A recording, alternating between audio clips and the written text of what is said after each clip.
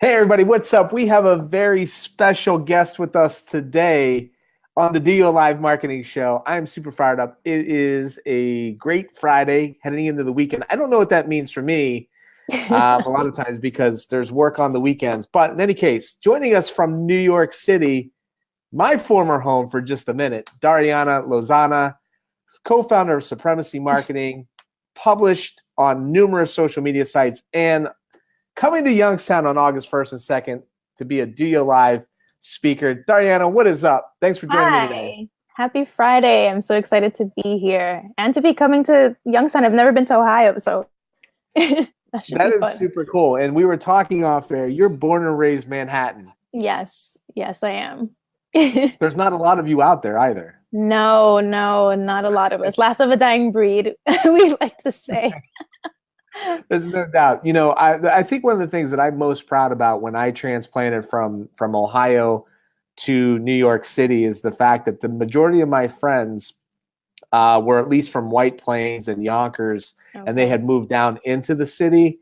And so it was kind of funny. They all took me under their wing, made sure that they looked out for me, and it was a very special time. Yeah, that's how we are. We like to teach people about, like the real New York, and we'll take you to the places that we go to and keep you away from Times Square and all those funny places that we don't like, that we avoid at all costs. And yeah, that's right. You all get a bad rap, and I want to go on record for now because if when I was living in the city, I made the observation is that like you get a family from the Midwest, and they would be confused and they were worried about where they were going to go, and they think either they're going to get mugged in the subway or jumped in Central Park.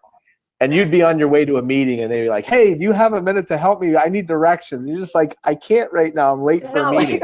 Yes. I'm walking. And in Ohio, we're driving in a car and we're late for a meeting, and we don't have to answer those questions to people. Yeah, no, I get stopped all the time. I don't know if I look friendly or what it is, but I'll have headphones in and people tap me and ask for directions, and we're helpful. I take my headphones out and I try to point you in the right direction. So yeah, you learn all the tricks of the trade. Act like you're on the phone, put the headphones in. It doesn't matter. People will still tap you. I know, right? I mean, here's what one of the things I'm also most proud of is even when I come back to visit in the city, I get asked directions around New York City. I'm like, I made it. You made it. You look like a New Yorker.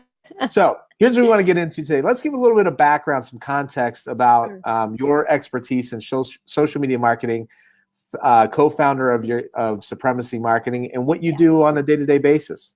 Yeah, so I started in this field 7 or 8 years ago. I really wanted to do events and produce events and do large-scale events, and so I got a job or an internship in nightlife, and I saw that there was another way we could connect with people, which was on social media, and nobody was really tapping into it at that time.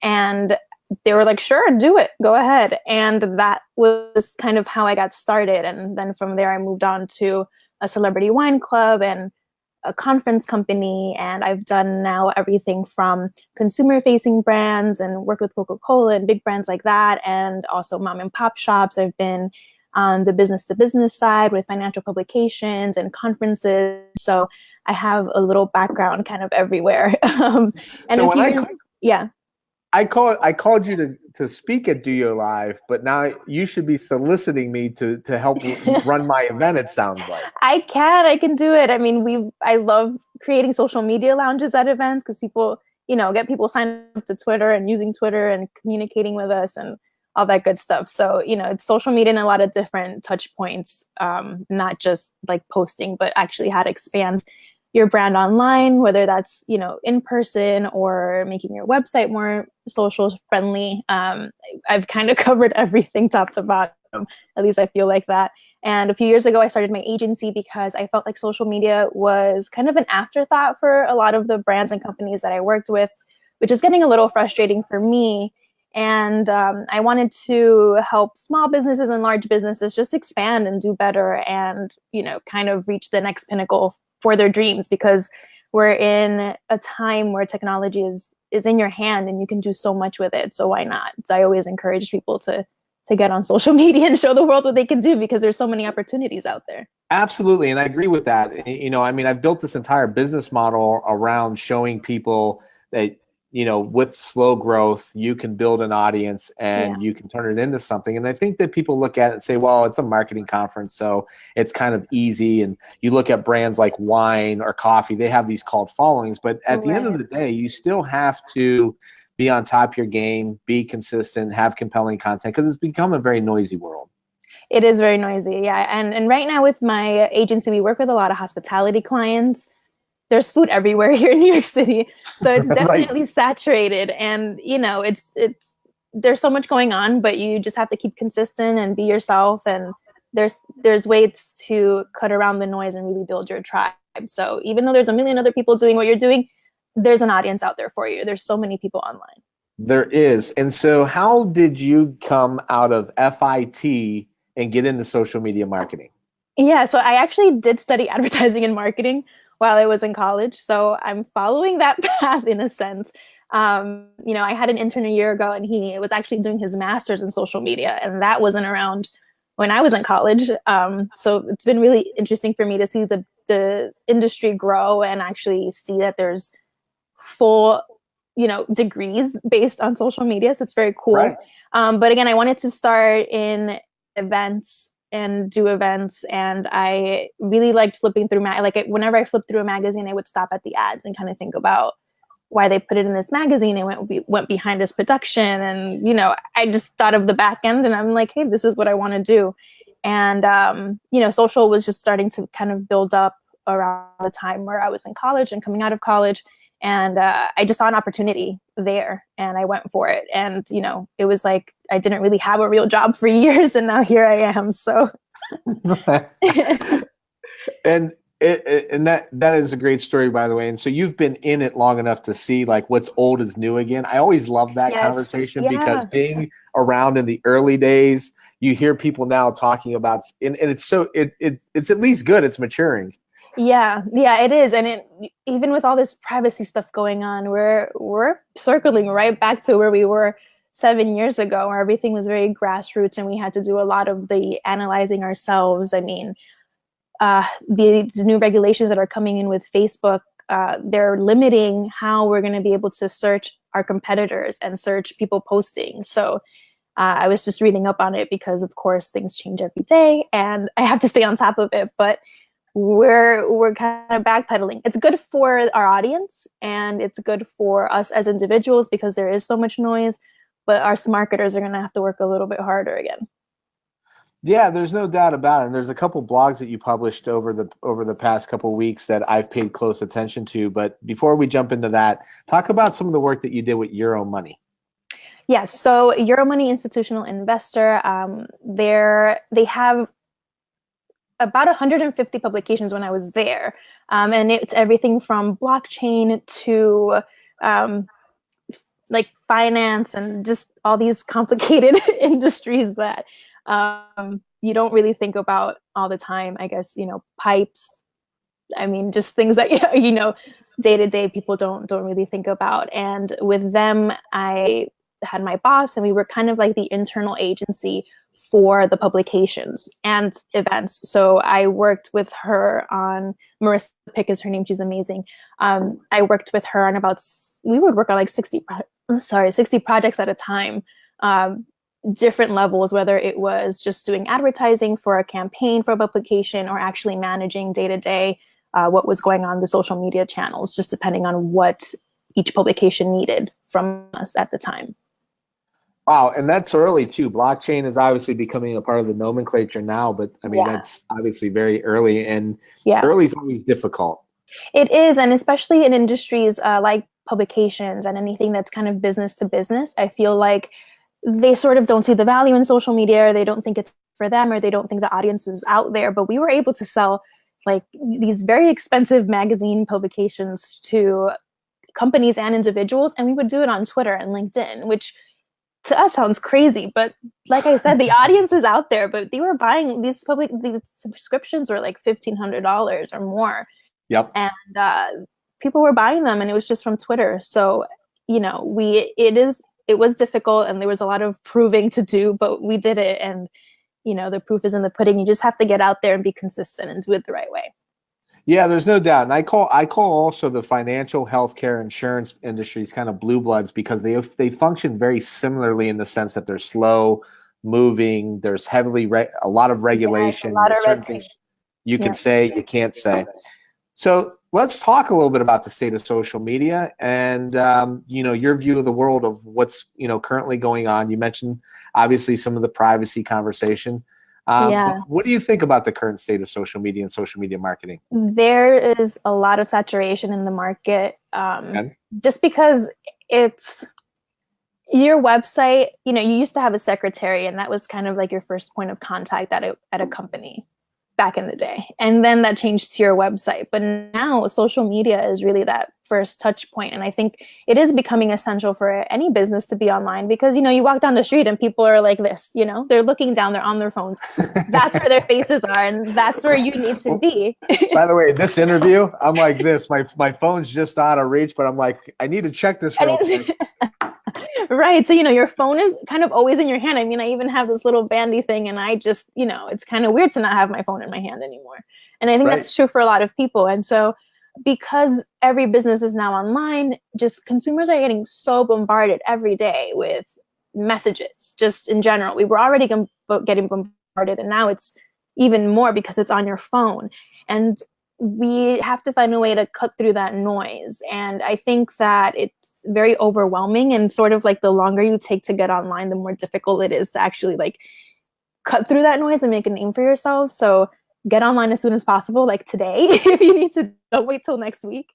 But at the same time, I think it can be a little bit overwhelming. And I think that's what a lot of businesses struggle with is, Okay. I'm on a block with 10 other businesses and they all have social media and like, will it really matter if I post? And the answer is yes, it does. So it's just right now where social media is, I think people just need to try to connect more and engage. It's not so much about how often you're posting, but it's really about the quality and how you're connecting with your audience and how well you know them. Like at the most basic level, you need to know your audience because that's the only way that you're going to be able to craft content that actually makes sense to them and that they want to follow because, I mean, they have all the options, it's like a buffet and you have to have them come to you and really want to connect with you and stay. Then that's the biggest challenge. Yeah, I think we get into this so complex and sophisticated, and you spread it across so many social media platforms. But at the bare essential, it is really delivering content that's going to be engaging with your audience and specifically your that represents your brand. Yeah. So, what do you think when you hear that organic reach is dead or completely dead? From a social media perspective. This is something that I not struggle with, but I do think about a lot. And I have seen the decline in organic reach, and it's been crazy over the past 8 years. And I don't think it's completely dead. I think that, again, it's just how you connect with your audience. I see brands being really efficient at it, and some are not. And it's not necessarily their fault, but, it takes a long time to kind of get that right. And it takes someone dedicated to your social media channels to figure that out and to really read your audience and know what's happening. And it's not, if you're running a business, it can be hard to also, do your social media to that, nitty gritty, specific view. And, it's all about just knowing your audience. Obviously if you have a budget, use it and put that behind ads because that'll only, if you already have something that's doing well, put money behind it because that'll just, blow it through the roof. But I don't think it's completely dead. I think it's much more difficult to get to a point where you want. But again, it's just figuring out the little nuances that your audience has going on. Yeah, absolutely.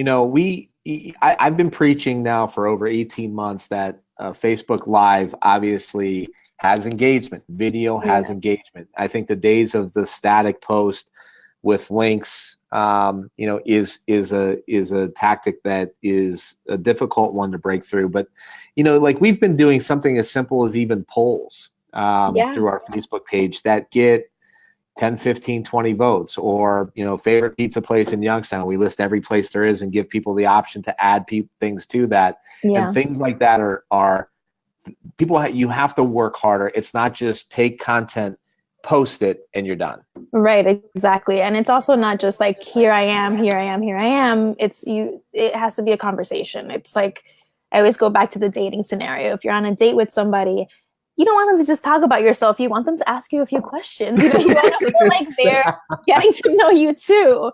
So I think that's where I've been married. It's going on 13 years and now 4 kids, wow. Right? So, but I do know this, that even now when we go out on there's a date night, my wife does not want to hear all about me. No, you don't. Right? Nobody does. No. So I think you have to kind of take that approach to your social. Like, what else does my audience like besides me? Like, how else can I connect with them? And polls are fantastic. Instagram just actually put a new poll sticker with a little sliding emoji.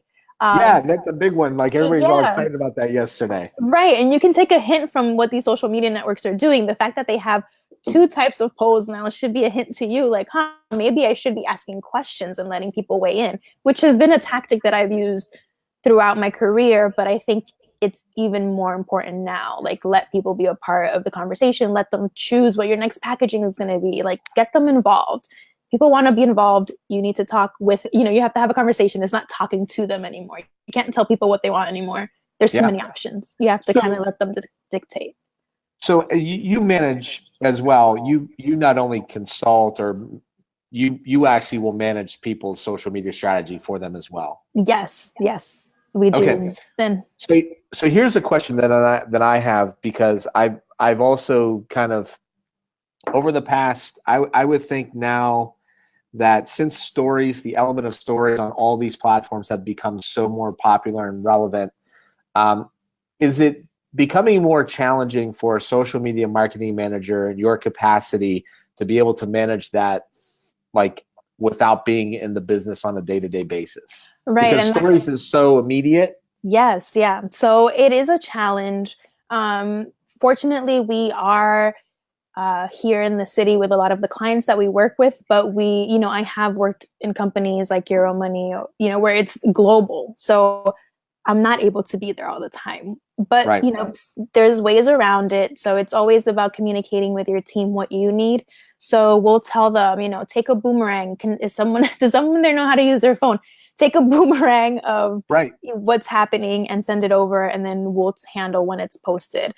So the fact that they changed it and we can now go into the camera roll for further than 24 hours makes it a lot easier for us to do that. I think when you're not physically in a location, it just takes a lot more planning on the back end and communicating. So it's possible. It is a challenge. It does take more time. It's more tedious, but it's doable. I agree. So Dr. Mike, he's a breakout session leader, coming back for the 3rd time in a row at DOYO Live in 2018. Matter of fact, I have to tell people right now, 2 quick announcements. We've got a new venue. We've got 2 new venues. So we have our hub at the DOYO Performing Arts Center. Okay. And then right across the street, we've got the Youngstown Business Incubator. It's one of the top B2B software incubators in the country. That's awesome. And we will be hosting a deep dive, one of our 4-hour deep dive workshops at the YBI. I had an office there for 3 years, so it was great to see them come on board with that. Yeah. And then just catty corner in the other direction, we've got the Tyler Museum of History. And we worked out an agreement with them to hold both breakout sessions and deep dive in that old building as well. It's super cool. That's awesome. And we're trying to work with them on curating some advertising from just back in the day, which I think is really fascinating. Cool. Yeah. And so much history. That's awesome. It is. It's cool there. And we also have a ticket giveaway from an Instagram contest that we've been running with Value Digital Services. So if you could stick around, everybody, we'll get to that in a minute. We've got Dhariana Lozano from the co-founder of Supremacy Marketing in New York City, and coming to Youngstown, Ohio on August 1st and 2nd for I would call it a featured talk on the big stage at the DOYO PAC. So I'm super stoked about that. It's going to be around social media marketing. Dr. Mike asked a question about for any small businesses getting started in social media marketing. He says Youngstown, Ohio, but in fairness to the conversation of you not being here, I think it relates to no matter where you are. Mm-hmm. What are some things for small businesses, advice that you give just getting started in social media? I would say just really think about your content and be part of the conversation that's happening in your neighborhood or in your area. I think that's a really big component that people tend to miss out on. You know, it gives you an opportunity to tag the location and expose your business to more eyes. Just get involved in the community. Again, make people feel like you are part of the community, that you're there for them. Go beyond your business, give them information about what's happening. I think that's especially important in smaller communities. People, they all know each other. They kind of connect. If you're looking for things to do, you're not only showing your product, but you're adding value in a way that's beyond just, buy my service or buy my product. You're connecting with the community. You're letting people know what's going on. So I think that's a draw for people to follow you and stick with your account. Besides, not just post about your community. Obviously, you want to show them what you're about as well. But it's just one of the main ways that I like to connect with the locals on what's happening. Here, and I think that's great. And by the way, I'm in the lucky position that I get to interview a lot of people because of DOYO Live. So I get to pick the brains of a lot of experts for free. Yeah, that's amazing. So I go with the educate, entertain, engagement, and promotion kind of as a strategy. And I've not actually branded that as like the 3 E's in P or anything like that. But that's generally where I'm at, right? It's like I want to educate my audience. I want to entertain them a little bit. I want to make sure that I've got an engagement factor where I'm liking, sharing, and commenting on any social media platform. And then obviously I have to tickle in, hey, buy a ticket to DOYO Live, right? Right. Yeah. And that's striking that balance. I think it's what's important, or where it's going to be the one that you work on the most. But once you get that balance down, people will stick around and show you love. But engage, definitely, especially with trying to cut through all the noise. I want everybody to go out and subscribe to Dhariana's blog as well, by the way. I've been an avid reader of your content for several years now because it gets published on a number of national sites. And so I want to get into that in a second, but I want to talk about a recent blog that you wrote about mistakes that brands are still making in 2018. Yeah. And the list could probably go deeper than 7. So you probably have like your top 7 and then the one, but what are a few mistakes that you see brands making, and then the rest of it, our audience will have to go over and check your blog out. But what are a couple of the things that you see?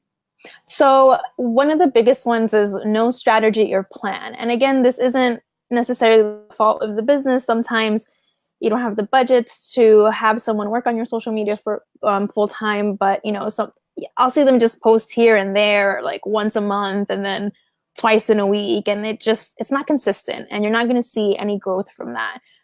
So just having a plan in mind, even if if minimum post 3 times a week, if you can just hit that, then it's enough to keep you in the news feeds. You don't have to post every day. Don't get bogged down by that idea. You don't.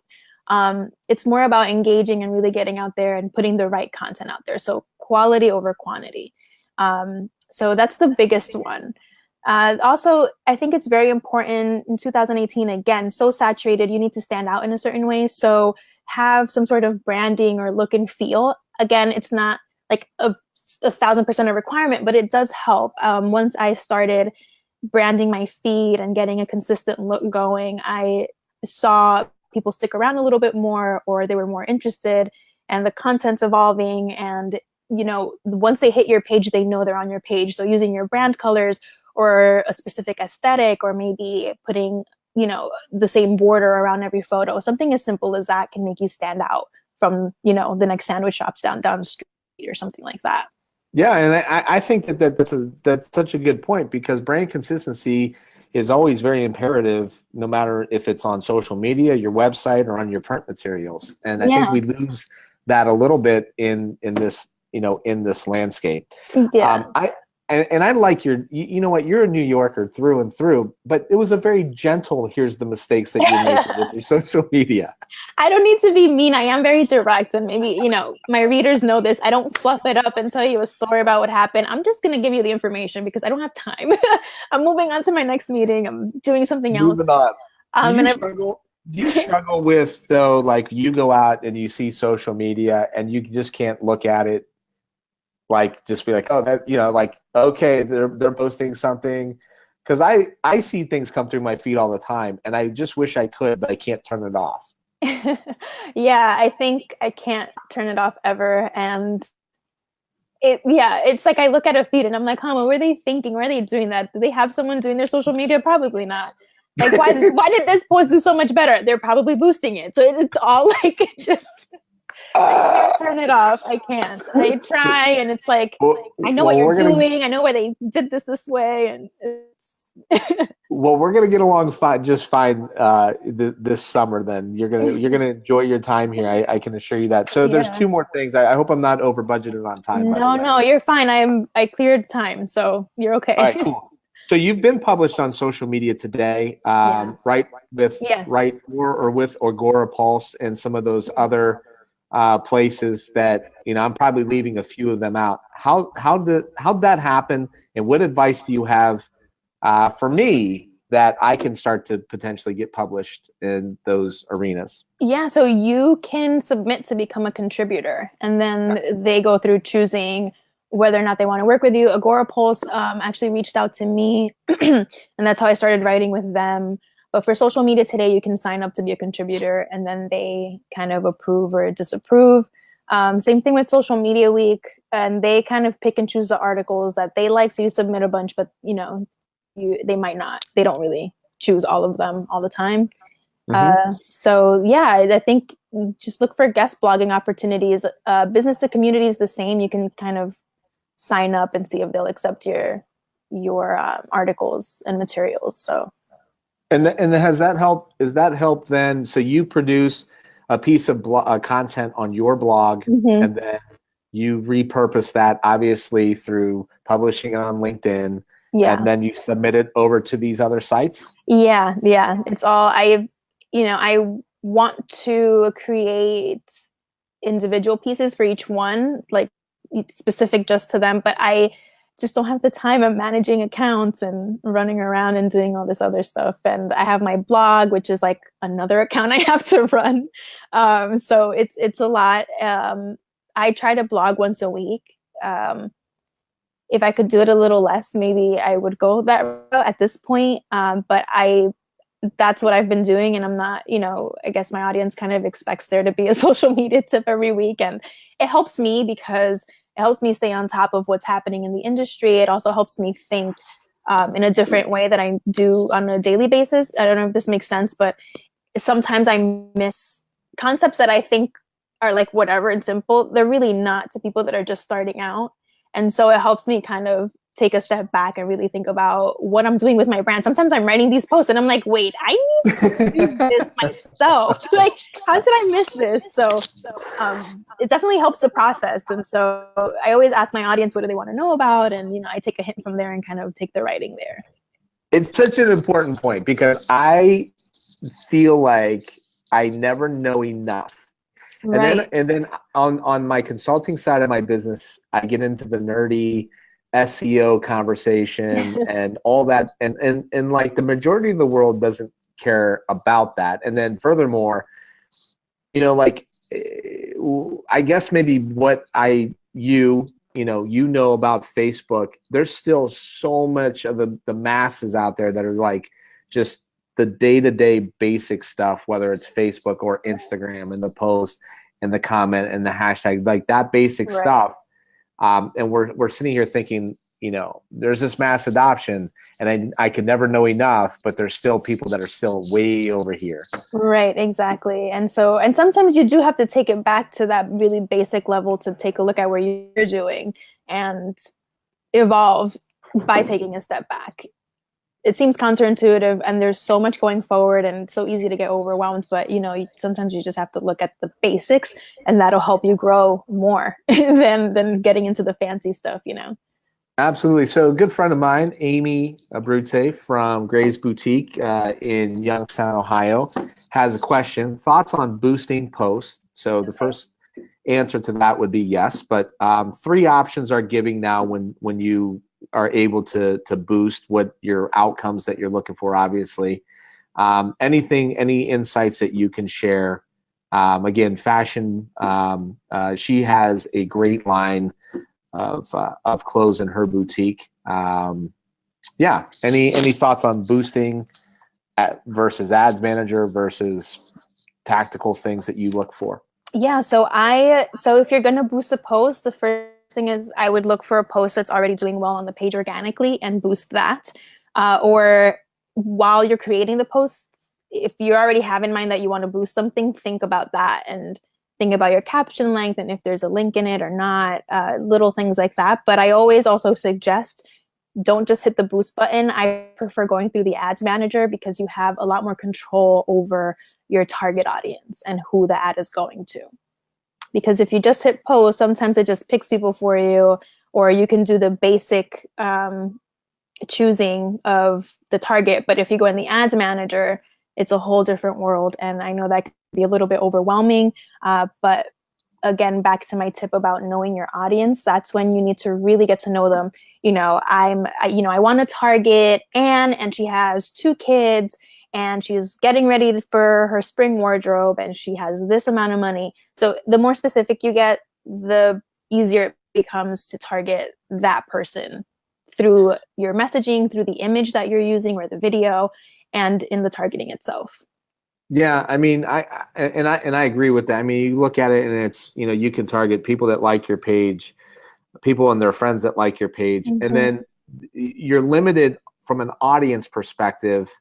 But if you go into your ads manager and you build out a specific audience, right, and you have that audience, you can, you still have to go to ads manager, but then if you were to boost a post for whatever reason you want to boost that, then you at least go back to your custom audiences, and that's at least my thought, my recommendation. Yeah, and if you have alignment with the organic post as well. Right, and if you have a list, you can market to those people as well, and that you can only really do once you set up through the ads manager. So, right, you just have so much more control. I know it can be a little bit confusing and overwhelming.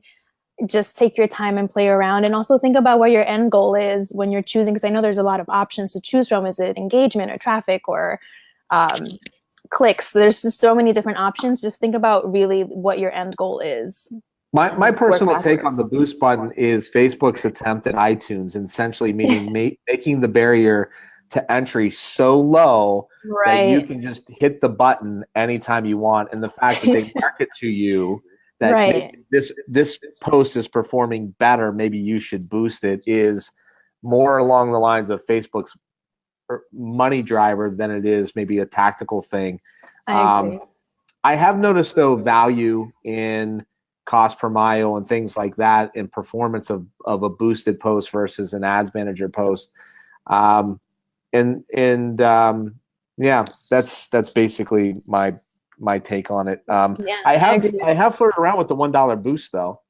Yeah, how's that going?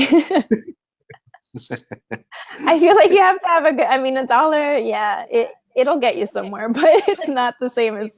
I feel like you can drive the price lower if you spend like $50. You'll see that the actual cost per acquisition kind of goes down. I don't even know what the rationale was, but I was like, I've done it too. $1 for a day, right? It's like I'm going to post this I'm going to boost this for $1. And what am I trying to do except the fact that not waste too much money? Right. And that's fine. I don't think there's anything wrong with it. But, if you're going to spend the time in the ads manager, you're probably going to want to do more than $1. And it will give you that instant, a little bit more. I've done it myself. I do it on my own post sometimes, just because I also like to test things and see how they work. And that's the most important thing of it all, Dhariana, right? Is that you're your own test kitchen, and everything. Right. If you take anything off the table right now, you're screwed. Yeah, pretty much. You have to be open. And that was one of the mistakes that I have in the blog post is you just can't be afraid to test things and try new things. So what if no one in your industry is, doing video? Do it. See what happens. You're going to be a disruptor within your industry. Here we go. We've taken up a lot of your time today and really appreciate that. I'm looking forward to seeing you this summer. In any case, rapid fire questions. This is how we end the DOYO Live Marketing Show. Are you ready? Okay. Yeah, I guess. What's on your desk? My desk. There's my laptop, my notebook, a pen, just odd things like little just trinkets. All right. You got earbuds in, but I don't want to Yeah. make any assumptions. iPhone or Android? iPhone. What's on your home screen of your iPhone? It's it just says hello, and I have a missed call, but it just says hello. All right. So now this is a difficult one for a New Yorker. Ever been to the Statue of Liberty? Yes, but not in like 15 years, probably. Probably Okay. Longer. Was it a school field trip? No, I actually enjoyed with my mom. I love museums and exploring, and my mom really instilled that in me as a child. So we've visited kind of everything that was going on. This is going to be, usually we do 10 rapid fire questions, but I'm going to add one in there because it's relevant. Yeah, go ahead. You got a favorite museum in New York? What is it? The Museum of Natural History. I've been going there since I was a kid. It's on 81st Street, right by the park, in Central Park West, and it's been like a little sanctuary for me since I was a kid. I just love going in there. If you get it at the right time, it's super quiet and there's not a lot of people. So during the summer is good because school's out, so they're not doing school trips. Yep. And it's just a wonderful place to just explore. And it's so big, you can spend the whole day walking through and be exhausted. But it's one of my favorite places. You really can, and we absolutely love the Museum of Natural History, and that's one of the cool things about living in New York City too, is that you could grab those New York moments that you don't get when you just come for the weekend, that you know when to go. You've got a travel blog. What's your perfect getaway spot, vacation-wise? Anywhere with a beach is kind of my favorite. I need to travel more, and that's definitely a goal for myself. Just once I get my business to a certain point, then I just need an internet connection. So I can sit on a beach and work if I'm connected to the internet. So that's a big goal for me. So just anywhere with a beach, I don't care where it is. Good for you. And now you got a New York tour. So you got friends or family coming in from out of town, and they're coming in for the weekend. What do you do with them? Not take them to any tourist spots unless they want to, unless I'm specifically asked. I kind of stay away from there. I love to eat. So one of my favorite Vietnamese places is called Nha Trang. It's in Chinatown, and that's one of my favorite places to take people. I've been going there since I was a kid. There's so many different places. The museum, natural history. Absolutely. There's a lot of different places. My boyfriend's cousins were in town, and we took them to Central Park, and we just kind of walked around and took them to some of the restaurants that we work with, and that was really fun. All good. I love it. All right. Most controversial question that you'll be asked all day today. Okay. Actually, pizza's religion in Youngstown, Ohio. I mean, there's pizza pockets in the United States. New York, Youngstown, whether you know it or not, Chicago, obviously. I know where you think has the best pizza in the world, so we're not going to get into that argument. But best pizza in New York City. Oh, that's a hard one. We have so many good places. So any place that looks really dingy, walk in there because they probably have good pizza. But I love Prince Street Pizza. They have the little pepperonis on the grandma pies, which I love. And then everyone also does Joe's, which is really popular, but it's like a classic New York slice. So those are the first two that kind of pop into my head. But we have so many great pizza places that, I like the weird hidden ones that don't look clean. Those are probably the best ones. Those are the best ones. All right. What's one social media platform you can't live without right now? Instagram or Twitter. I've been such a Twitter advocate since the beginning. I absolutely love Twitter because it lets you, it has a higher learning curve, but you can find conversations and become part of conversations so easily, especially for events. I just love the connectivity of Twitter, and news breaks on Twitter now first before even the news publications get it. So I just love being active on that social media network. If you're a business, it's great for driving traffic.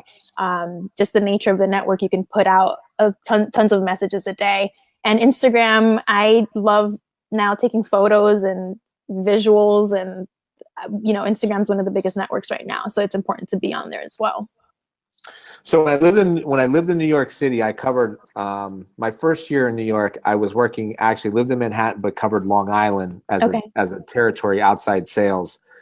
And then the reverse commute was just brutal. Like I can I mean, imagine. it was like an hour and a half on the reverse commute, so that was annoying. Yeah. And I quit, and I took a position in the city, a couple blocks from my apartment, but I covered all of Manhattan, so I was in every neighborhood, 7 miles wide by 14 miles long, like Yeah. every day of the week. And I carried a camera around with me. So this is pre 2007. So I had to Yeah. actually either carry, I think I carried a digital camera, and I still have those photos saved. And I just think about the different world that New York obviously is now with social media and Instagram, and Yeah. how much different that palette would be, but it would have been pretty cool. A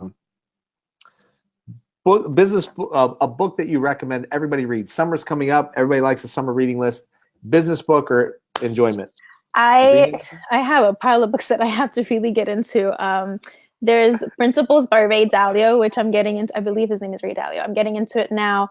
And also, what's the other one I'm reading? Why am I blanking? It's one. Hold on. Can I see it from here? I can't. You have to get back to me on this one. I would answer this question would be. It's along the lines of like Rich Dad Poor Dad. It's like one of those books. Okay. Think and Grow Rich. I remember. Think and Grow Rich. That's what I'm reading. Because if you ask me, I'd be like, well, I read Flipboard. Like I have my Flipboard set up. Me too. I'm reading that. And like I have my CN Traveler that I get because I like to just look at different destinations and imagine myself there. I'm so bad with books right now. I have been for a while. I'm just so bad with it. Any business advice that you either get or that you receive that you think, this is worth me passing on? I get so much, and I've learned so much with starting my own business. There's just so many little pockets of things that I didn't realize I was going to have to learn. But you have to love it. Simple. I know you've probably heard it a million times, but you do have to love what you do because that's what drives you. I always loved what I did. I do love social media, but I wasn't happy with the scenario that I was practicing it in. And so I changed that and I feel so much more fulfilled. It's so gratifying to love what I do and also help people realize their dreams. All the businesses that I help and they actually see a difference and they see more traffic coming in, either foot traffic or web traffic. Even businesses that might have stopped working with us call us back up again and they're like, hey, we need you to start doing this again because there is a value in it and that makes me happy. So just love what you do. You'll work your best at it and you'll try to make it work. I appreciate that. That's good. That's good stuff. There's a guy that gave a TEDx talk that talked about the 3 P's of business or marketing, and one of those has to be passion. Right. People will see through that in a heartbeat. It's what's going to carry you through. Like, and not every day is going to be great, and it's going to get you through. So, Dhariana, I appreciate wholeheartedly you not just stopping by the DOYO Live Marketing Show and taking time out of your busy day, but also for being a leader and a speaker at DOYO Live this coming summer. Very appreciative of that. We've sold 140 tickets to the big show. This time last year, we had about 40 tickets accounted for, and we've sold out the previous 2 years. That's amazing. So I hold my breath. Like every day, I'm like, will somebody buy another ticket? But in any case, if you haven't got your ticket yet, Mother's Day weekend special. Use the promo code Mother's Day 2018.